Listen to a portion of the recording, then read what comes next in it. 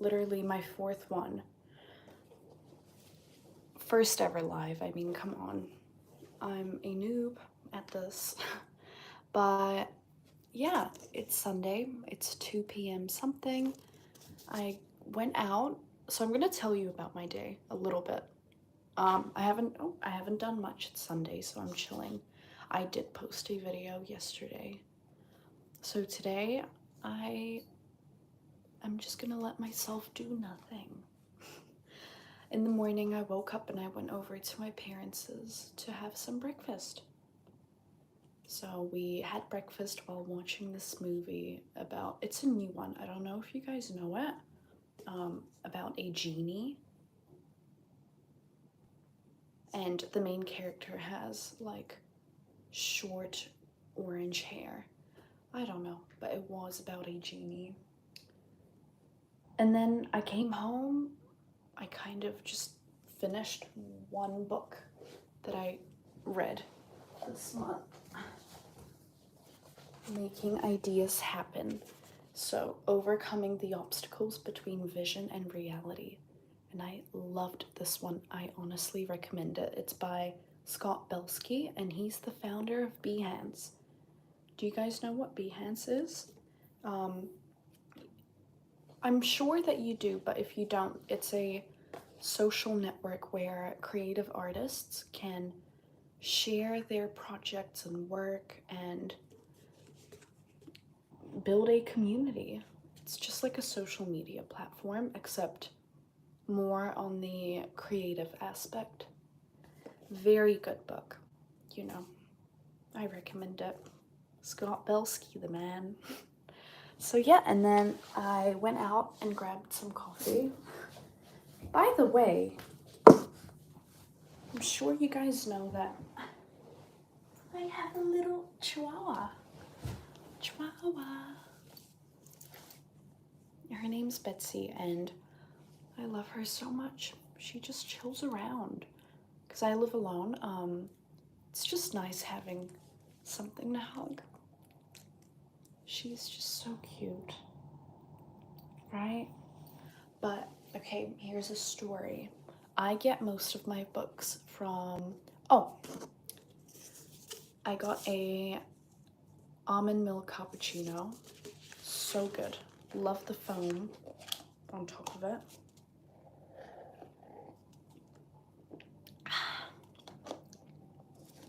Love it. So yeah, I went to the thrift store because that's where I get all of my books from, secondhand. And you should as well, because you can find some good stuff, like really good books. So I think it was The Universe's Sign, but basically these two books were laying down in the same section. There is an English section in the book department. So this one is A New Earth, Awakening to Your Life's Purpose, and A Story of an Awakening. And I'm like, what? Why are these two books like laying together? And they caught my eye, and I'm like, whoa. You know, like I'm meant to see them. I'm meant to like read them. So I got them. They were 200 rubles each, which is roughly, I don't know. You can Google that. Can you Google it for me? Because I don't know. Very cheap though, like $4. So I feel like I've been going through an awakening in the past month, starting at the very start. Not only did I suddenly become productive and very mindful of what I'm doing and just cherishing every second, but I've also, for the past week, so today is Sunday, for the past whole week, starting Monday, I've been having trouble sleeping, and I'm not the type of person to have insomnia or anything like that, so I sleep pretty good, but I just couldn't fall asleep. I'm telling you, like, I tried everything. I would lay down and not only do I read before bed, listen to positive vibrations, like don't look at any devices, don't drink coffee after like 3 p.m. I don't do all of that. And I just can't fall asleep. I would lay down and relax every muscle that I have, starting from like your feet to your legs to your like stomach and arms and hands. And I would get so comfortable and I would be so tired, but I just wouldn't fall asleep. And my dreams have been so vivid that I don't get it. And last night and the night before, I woke up at 6 a.m. randomly, 5 to 6 a.m. So I don't know what it means. And I never wake up at night. So it just felt really weird. And my dreams, I think I was partly lucid dreaming because I vividly remember in my dreams I would acknowledge the fact that this is not the dimension we live in, this is not real life, this is a dream. So it's just weird, really weird. Like life is starting to make sense. And I feel like I'm going delusional, which I am in a good way. Oh my god. This is Betsy's favorite toy, and it's been through a lot. Can you see that? She's been through it all. She walked the roads. She walked the path. She's been through it. But what? She loves it. It's like her first toy. So of course she would like it. And I'm thinking, which one do I start? Because I don't know. This one, Story of an Awakening, and look at how interesting, basically. There's this little piece of paper, and it says Meditations Retreat, Med Nukunu, 17th to 23rd September 2001. So I'm guessing someone went to a retreat, and then there is some prices, and it says cost NAD 4,500. Cost NAD 4,500. So that's like a price, I'm guessing. And I don't know. It's just weird thinking about who had this book. Did they give them out at some retreat? Like, what is this? Who had it before me? And in this one, I can't find it now, but there was a piece of paper with like a phone number, a fax number. What is a fax? Are those... What is a fax? Because I don't know. I really don't know. So, this one, A New Earth, Awakening to Your Life's Purpose. From the best-selling author of The Power of Now. I don't know who he is. Who is he? Who is Eckhart Tolle? I will Google him later. But the chapters, I'm going to give you just a few good ones that caught my eye. Chapter 1 is The Flowering of Human Consciousness, Evocation, the purpose of this book, our inherited dysfunction, blah, blah, blah. Chapter 2 is the current state of humanity, which, come on, we need to kind of acknowledge what's happening with humanity, because I'm guessing none of us know, right? We all probably felt a bit disappointed on what humans are doing right now in the moment. The illusionary self, the voice in the head. Because I live alone, I talk to myself. But who is she? Who is she in my mind? That's a question that I have. So imagine, okay, just imagine you eliminate everything you know in life. So no family, no friends, no work, nothing around you. And then ask yourself, who am I? If you remove your body, your image, who are you? AKA that voice in the head, like your conscious, your unconscious,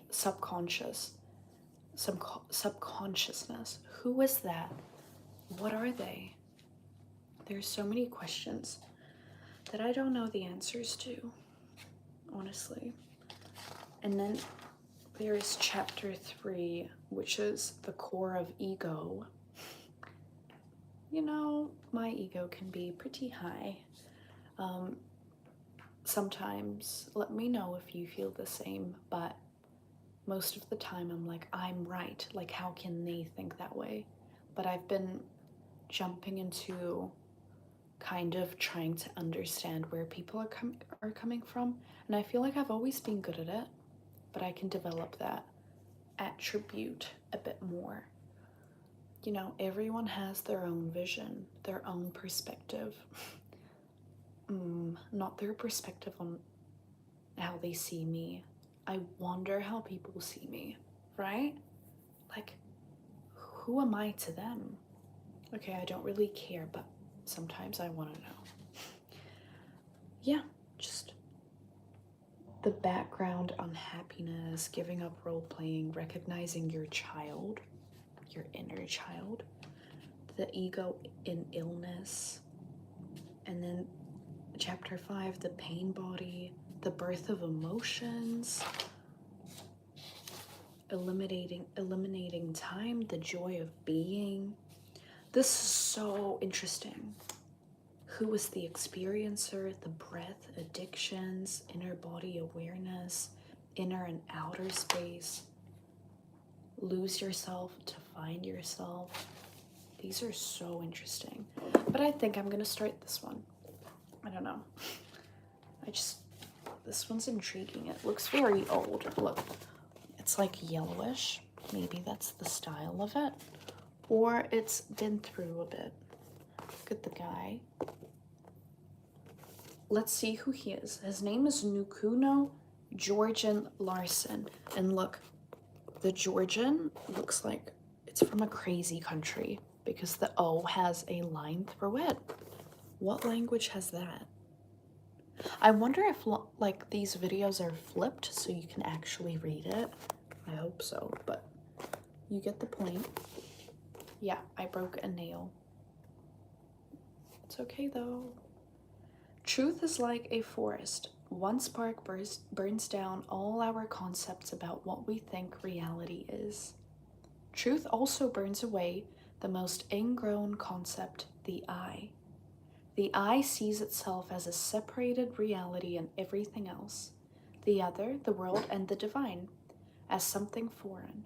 This dualism is the obstacle to ultimate freedom and must be overcome. Otherwise, freedom is just another idea that never becomes reality in life.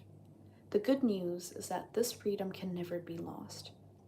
It is inescapable. We can only forget it for a time. The realization of the inescapable is not done because of our effort, but also not without our effort. That seems to be a contradiction. That is because language is dual and unable to express the non-dual. The non-dual is the experience of all mystics in this world. This mystery can never be framed in words, but it can be pointed at with words. Words can be infectious. Words can be the means for igniting the spark. I love this guy already. I don't know.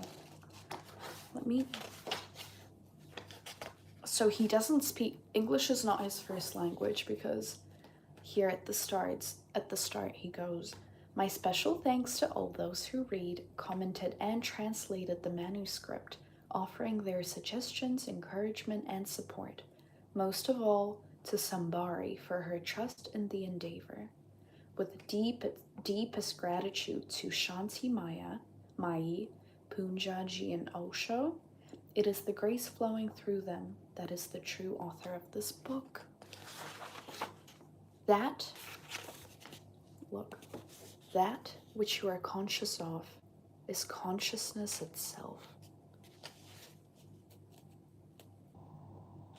I feel like that made me think.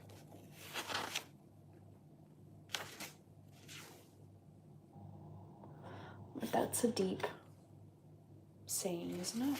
Shanti Mai. Yeah. Also, it's really funny how absolutely no one is on this live. but who am I to care? So I guess, let me just read the introduction, okay? And then maybe we'll have like more videos. I don't know.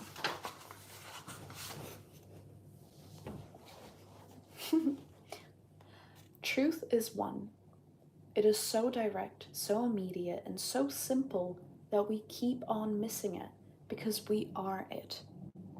We keep on seeking for it outside ourselves and travel to the furthest corners of the earth. The mind just loves to become identified with anything, even with the seeker. We keep on overlooking our true nature, our being, our isness here and now.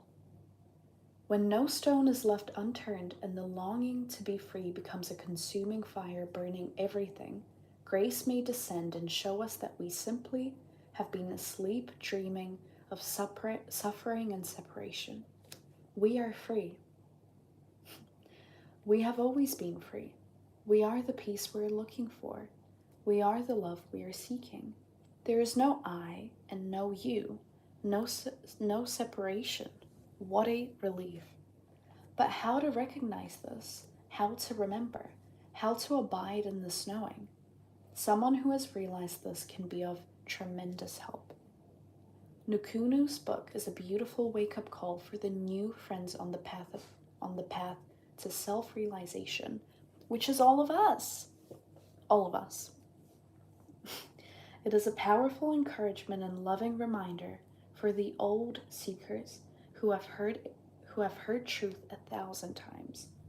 Obviously, it cannot be heard enough until the wisdom behind these words seeps through the deepest layers of protection to touch and shake our core, to reawaken the truth. Ah, here is my innermost knowing talking to me. Reading The True Rebellion brought tears into my eyes, tears of gratefulness to Osho, my master, who did and still does such an enormous work to gather friends and seekers from all around the world and all traditions to prepare them to wake up. It brought tears of joy that one of my fellow travelers is home and had the courage to follow the call of his heart, even if it meant to leave the nest of the Osho community. It brought tears of love, for these words are my own heart speaking. It feels deeply recognized in so many of Nukunu's statements, also in this one. You must have the awakening. You must have the opening of the view. Then you must cultivate it. It is not done just once and for all. It starts becoming more and more substantial, more and more overwhelming, more and more so that you cannot deny it. That is the real work. Actually, the real work starts after alignment, by practicing, becoming really fully established. Ramana says, abiding the self. The openness, honesty, and simplicity of Nukunu's report of his own spiritual journey and his tireless attempt to point to the moon by putting words to the indescribable is encouraging and deeply touching. It is another gentle reminder of the Buddha saying, Chiravedi, Chiravedi, Chiravedi, which means go on, go on, go on. Chiravedi. I like that. I'm going to remember that. Chiravedi. Chiravedi. Come on, guys. Nukunu's many experiences on the journey help the reader to recognize and validate different approaches to the simple truth of oneness. And since truth contains all and everything, the contradictions in this book become complementaries, challenging the reader to start investigating and inquiring into his own inner world, for truth can never be borrowed. The true rebellion can only start in your own heart. And then there is some names and the 2000 date.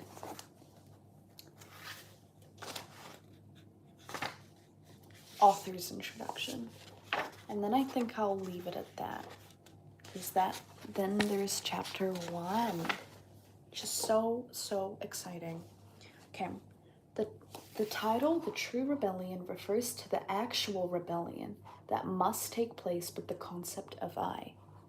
This concept is the understanding through which people experience themselves as being separate from life by acting as if they were a part of.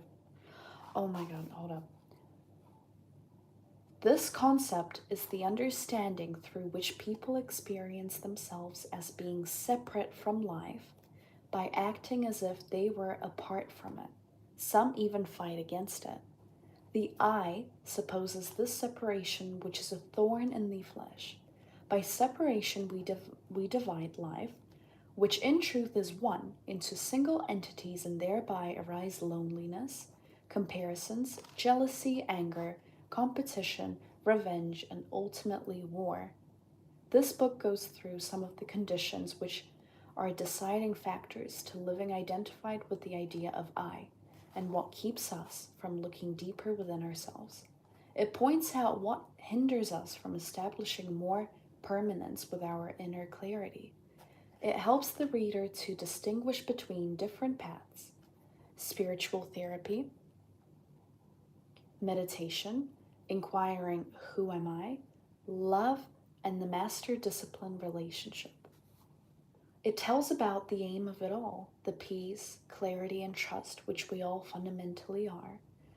The book is a personal story. This is why I'm excited to read it.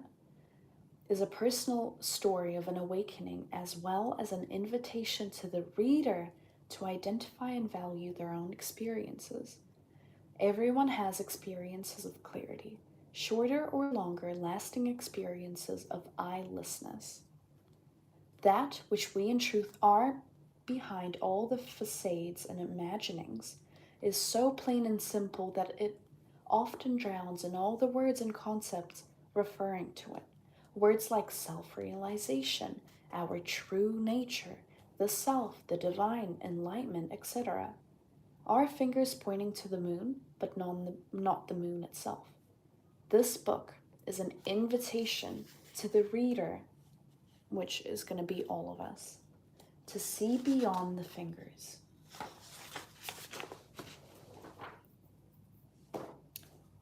I don't even know what to say about that. I'm just really excited to read it to you, because we're going to go on this journey together.